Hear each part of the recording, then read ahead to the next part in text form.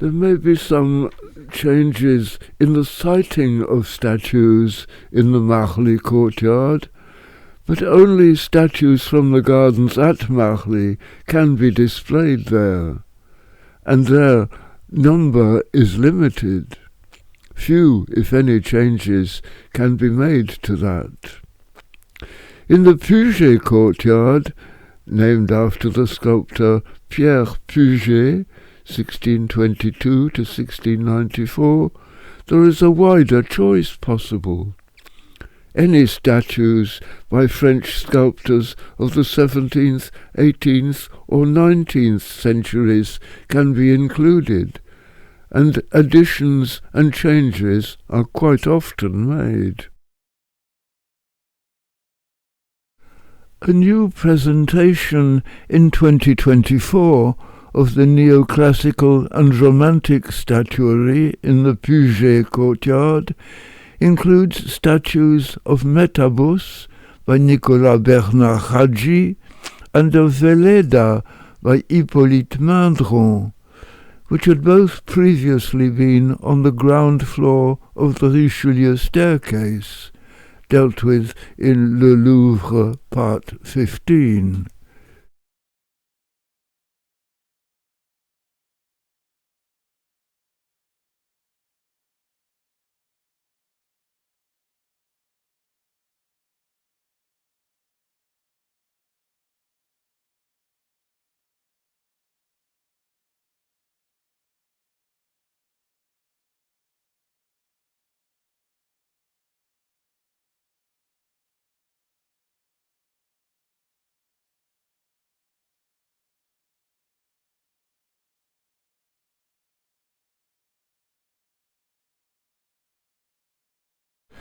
Exceptionally, in 2011, in both the Cour Marly and the Cour Puget, there was a show called Figure In, Figure Out, in which contemporary works by Tony Cragg were placed side by side with earlier sculptures.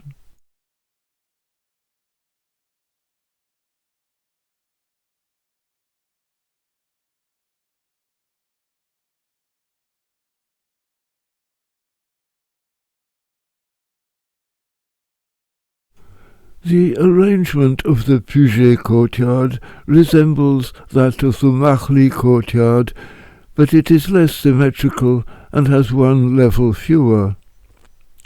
The lowest level is again beside the central Richelieu pavilion, but now at the west end of the courtyard. It is devoted to sculptures from the 17th century. Its main exhibit is the statue of the Four Captives by the French sculptor Martin Desjardins, born Martin van den Bogaert in Holland, 1637 to 1694. These captives, originally gilded, stood around the pedestal of the sculpture of Louis XIV, demolished in 1792. In the Place des Victoires in Paris. They represent states vanquished in war by Louis XIV, but also 4 ages of man and 4 expressions of emotion. One is reminded of Charles Lebrun's famous drawings illustrating expressions of emotion.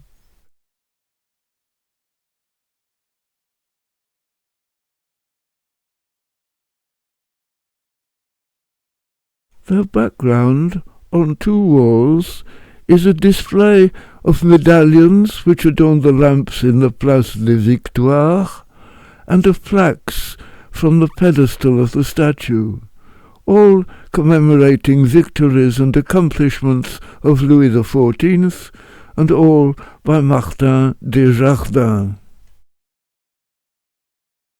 A marble sculpture of Hercules at rest, also known as Hercules of Gaul, by Pierre Puget, is also at this level. French kings were often compared to Hercules. A small bronze equestrian statue of Louis XIV by François Girardon is beside the staircase on the north side of the courtyard, rising towards the east. There is no matching staircase on the south side. The second level, in the Puget Courtyard, devoted principally to French sculpture of the 18th century, is the same shape as the third level in the Marly Courtyard. The changing positions of sculptures and the addition of new ones is more evident on this level than on the level below. The arm next to the staircase, the north arm, has at its eastern end Boreas, the north wind, carrying off Orithyia, sculpted by Gaspard Marcy, 1624 to 1681, and completed in 1687 by Anselme Flamène, 1647 to 1714, after Marcy's death. The western end of the north arm displays Perseus flying off with Andromeda by Pierre Puget, 1620 to 1694. Between these two sculptures are the Four Seasons by Pierre the Elder Le Gros, 1629 to 1717.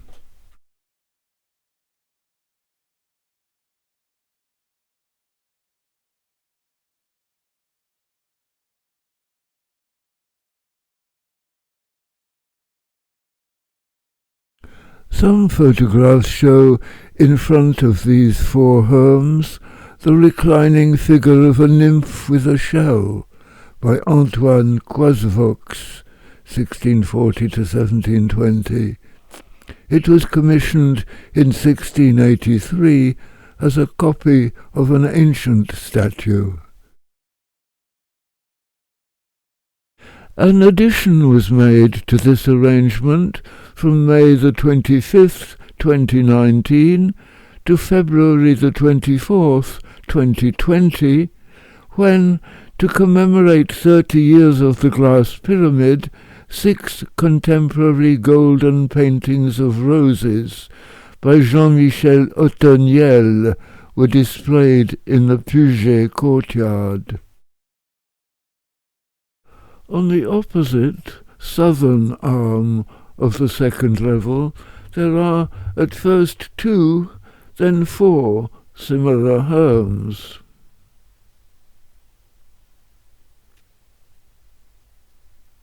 Vertumnus, god of changing seasons and plant growth, by François Barrois, 1665 to 1726.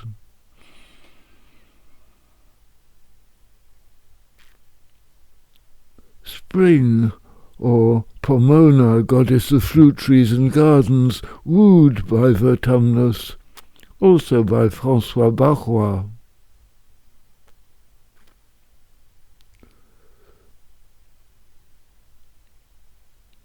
Summer, or Ceres, goddess of agriculture, grain crops and fertility, by Guillaume the Elder Cousteau, 1679 to 1746.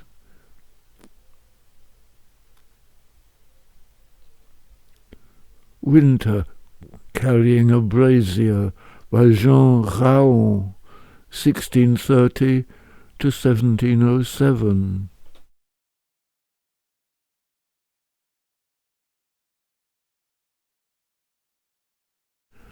At the east end of this southern arm is the sculpture of Saturn carrying off Cybele by Thomas Renaudin, 1622 to 1706.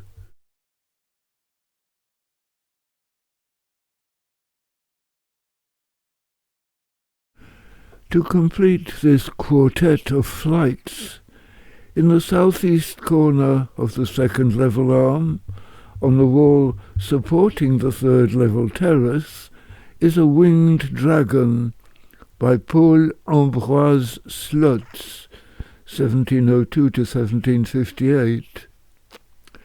It was originally under the balcony of the private house built for the immensely rich financier, merchant and slaver Antoine Crozat, the first owner of Louisiana. The house was at the entrance to the Cour du Dragon, the Dragon's Courtyard, Rue de l'Égout, Gutter Street, now Rue de Rennes.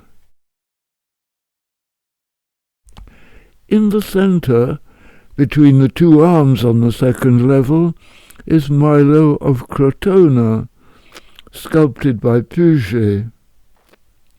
Unable to move because his hand is trapped in a tree stump, and mauled by a lion, Milo neither looks down over the lower level, nor up at the space 6 broad steps further up. This space is less like the stage on which marine divinities are paraded in the Marly Courtyard than like a garden, its central display being of 4 trees around which human beings are described.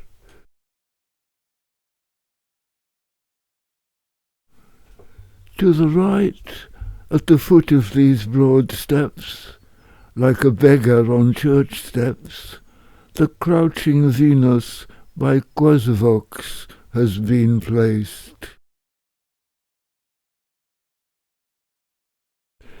In the centre of the trees is the urn decorated with the attributes of spring by Jacques Verbrecht, 1704 to 1771. Sculpted figures are around the sides of this area.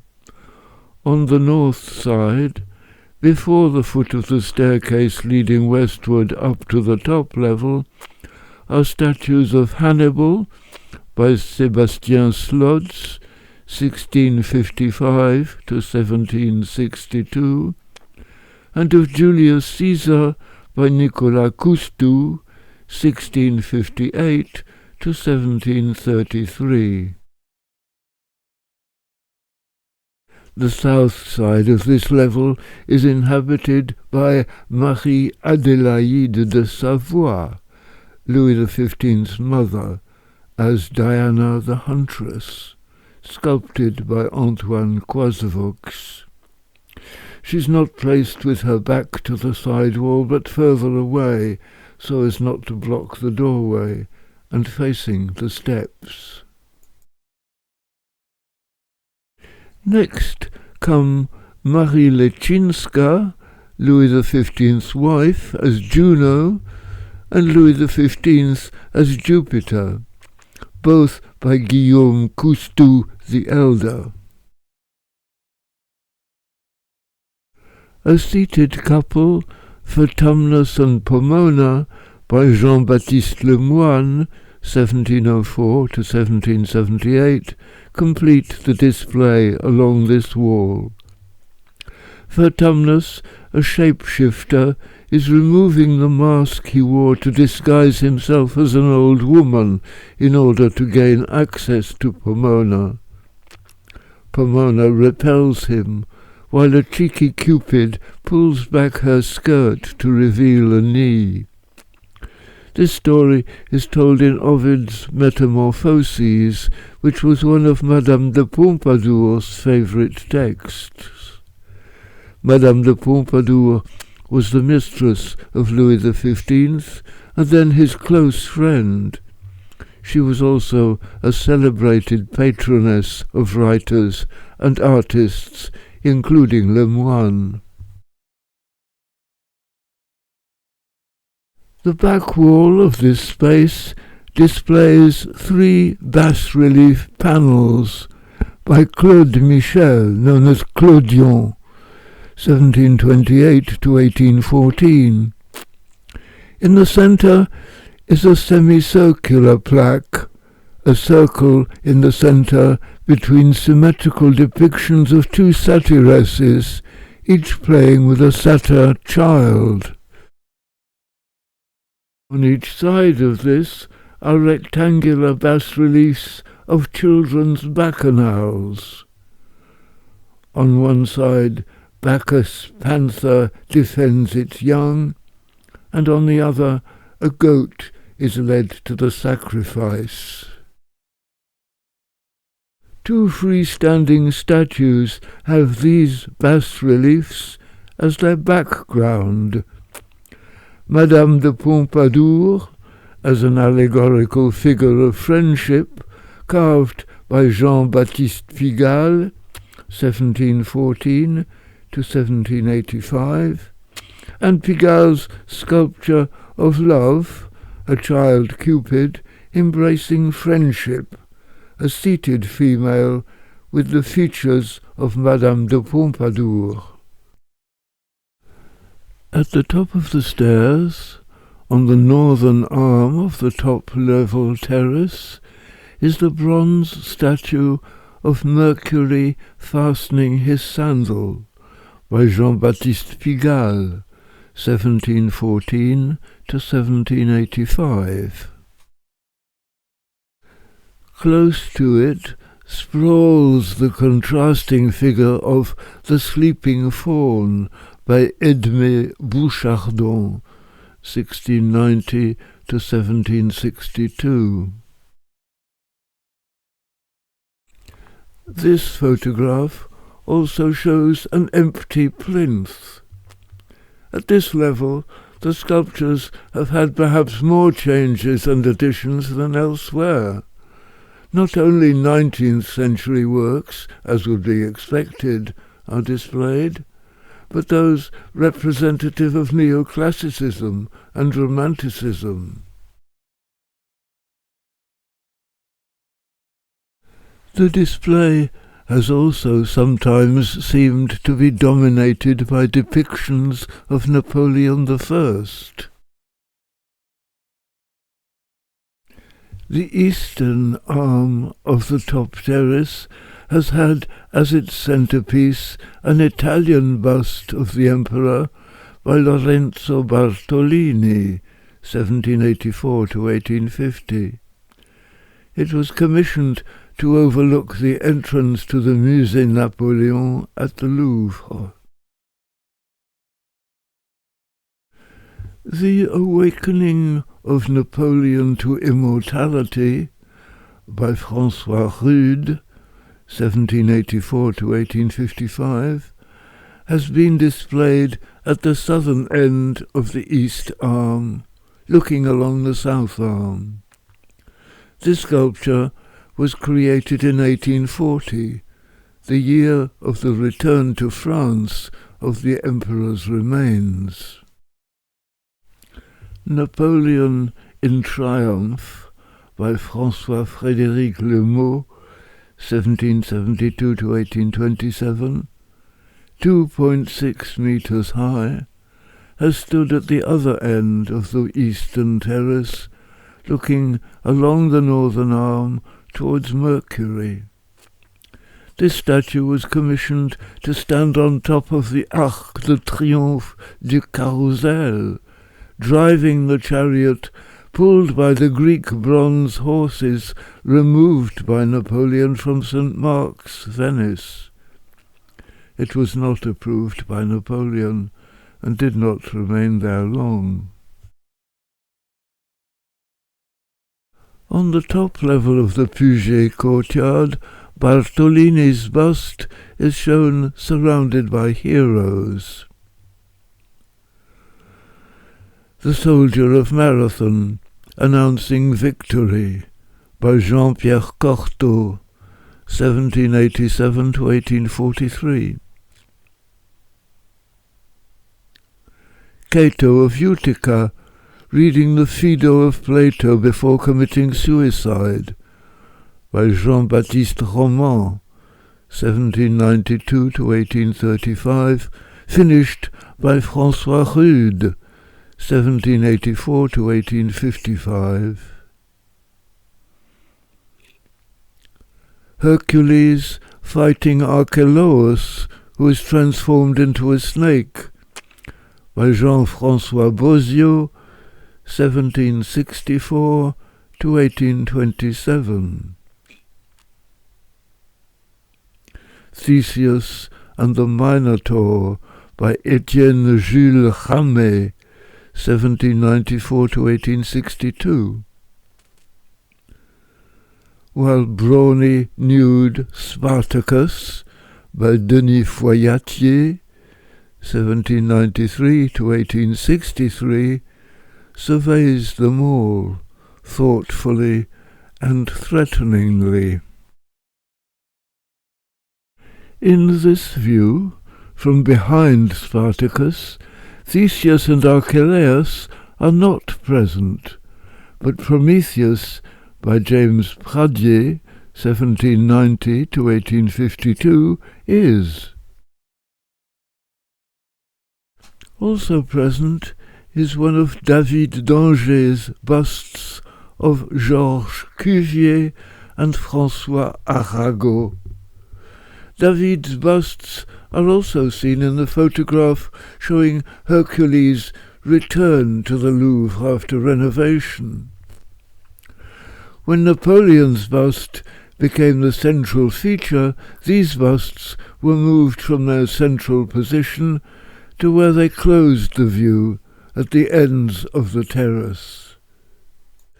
This photograph of the Hercules also lacks Theseus and the Minotaur, but shows Philopoemen by David d'Angers close to Spartacus. On the south arm stands Dying Eurydice by Charles-François Leboeuf, known as Nanteuil. She has contemplated several different versions of the east arm.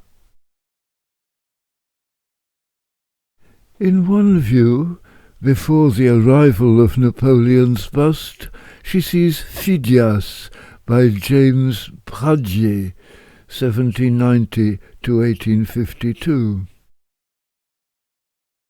In another view, she sees an east arm populated by Cato, the soldier of Marathon, Hercules, and by Daphnis and Chloe, by Jean-Baptiste Cortot, 1787 to 1843.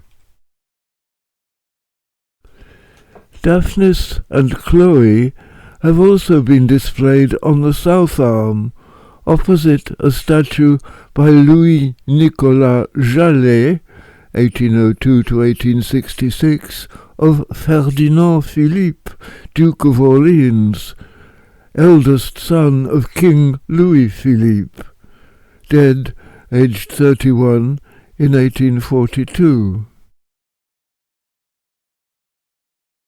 Sculptures which have been placed on the top level of the Puget Courtyard mostly feature historical characters, mythological or literary characters, or struggles between two men or between a man and a beast. The Duke of Orleans is among the historical characters. So is Joan of Arc listening to her voices, sculpted by François Rude, 1784 to 1855.